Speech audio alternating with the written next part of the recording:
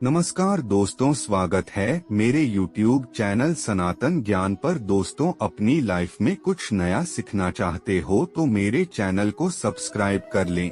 दोस्तों, धर्म के विरोधी कुछ लोग शिव पूजा के विरोधी हैं। वे शिवलिंग की पूजा की निंदा करते हैं और अज्ञानी लोगों के बीच यह प्रचारित करते हैं कि हिंदू लोग लिंग और योनि की पूजा करते हैं। दरअसल यह न केवल उनकी सोच का दोष है बल्कि भाषा की अज्ञानता का दोष भी है। हिंदी तो लोगों को समझ में आती है, पर आदिकाल से चले आ रहे सनातन धर्म की जड़ें संस्कृत भाषा से जुड़ी हैं। इन लोगों को संस्कृत का ज्ञान नहीं होना ही सारी समस्या को जन्म देता है, चाहे वह समस्या लक्ष्य करके पैदा की गई हो या अपने आप हुई हो। शिवलिंग शब्द का अर्थ जानना सबसे पहले जरूरी है। संस्कृत भाषा में जाएं और लिंग का अर्थ देखें तो इसका अर्थ चिन्ह या प्रतीक होता है। जिस लिंग का अर्थ अज्ञानियों को समझ में आता है वह पुरुष की जननेंद्रिय है, जिसे संस्कृत में शिश्न कहा जाता है। लिंग शब्द पुरुष जननेंद्रिय से जुड़ा होता तो हमारे दक्षिण भारतीय भाइयों के सरनेम में लिंग शब्द की आवृत्ति देखने में नहीं आती, जैसे कि लिंगास्वामी, रामलिंगम, नागलिंगम इत्यादि। अब बात करते हैं शिवलिंग शब्द की। शिवलिंग का अर्थ इस तरह होता है, शिव का प्रतीक है। बिल्कुल ठीक ऐसे ही हिंदी व्याकरण में पुल्लिंग कर अर्थ हो जाता है पुरुष का प्रतीक और स्त्रीलिंग का अर्थ होता है स्त्री का प्रतीक। यहाँ नपुंसक लिंग भी प्रयोग में आता है, जिसका अर्थ नपुंसक के प्रतीक से चिन्हित होता है। अतएव लिंग शब्द को सीधे सीधे न देखकर इसके वास्तविक अर्थ को देखना चाहिए, जो कि संस्कृत में प्रतीक या चिन्ह को दर्शित करता है, जननेंद्रिय को नहीं। शिवलिंग शब्द बहुत गहरा है।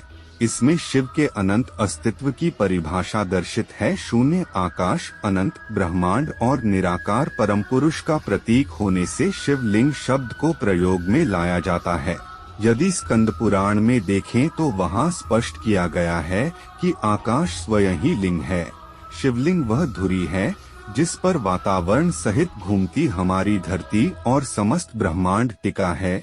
शिवलिंग का एक पर्याय अनंत भी होता है, अर्थात जिसका कोई आदि या अंत न हो। शिवलिंग शब्द में भगवान शिव और देवी शक्ति अर्थात मां पार्वती के आदि अनादि एकल रूप का चित्रण भी है। इसमें पुरुष और प्रकृति की समानता का प्रतीक भी, जिसे ऐसे कह सकते हैं कि इस संसार में न केवल पुरुष का और न केवल प्रकृति स्त्री का वर्चस्व है, बल्कि दोनों का ही समान अस्तित्व है। आइए अब बात कर लेते हैं इसके समानांतर शब्द योनि की। यदि आप हिंदू धार्मिक ग्रंथ पढ़ें तो आपको योनि का अर्थ स्पष्ट हो जाएगा।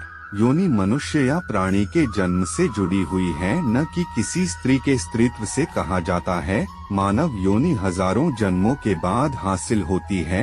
ये भी कहा जाता है कि बुरे कर्म करने से पशु योनि में जन्म लेना पड़ता है।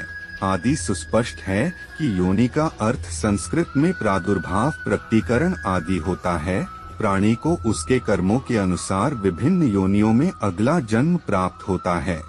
अतएव समस्या भाषा न जानने की है, लिंग या योनि शब्द को समझ पाने में असफलता की नहीं। हम सभी जानते हैं कि हिंदू धर्म में 84 लाख योनियां अर्थात 84 लाख प्रकार के जन्म होते हैं।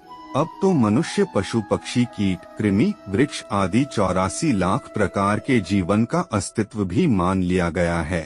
आत्म साफ है कि मनुष्य योनि में दोनों ही सम्मिलित हैं, पुरुष भी और स्त्री भी। पुरुष और स्त्री दोनों ही मानव योनि में जन्मे हैं। सिर्फ पुरुष या सिर्फ स्त्री के लिए मनुष्य योनि शब्द का प्रयोग नहीं किया जाता है। आत्म लिंग का मूल अर्थ प्रतीक, चिन्ह है। शिवलिंग इस तरह पवित्रता का प्रतीक है। इसकी प्रारंभी हठ योगियों के द्वारा हुई। उन्हें हवन के समय ध्यान लगाने के लिए वे दीपक की प्रतिमा बनाते थे और तब ये हठ योगी दीपशिखा पर ध्यान लगाते हैं। चूंकि हवा में दीपक की ज्योति टिमटिमा जाती है और स्थिर ध्यान लगाने की प्रक्रिया में बाधा पहुंचती है, इस कारण दीपक की प्रतिमा स्वरूप उसके विकल्प रूप में शिवलिंग तैयार किया गया ताकि अबाध एकाग्रचित्त ध्यान संपन्न हो सके।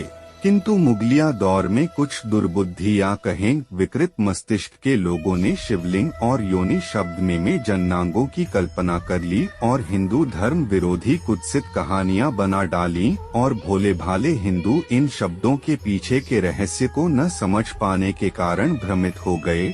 आपको बता दें कि शिवलिंग की पूजा 2300 ईसा पूर्व से होती आ रही है, जिसके प्रमाण सिंधु घाटी की सभ्यता की खुदाई के दौरान सामने आए थे।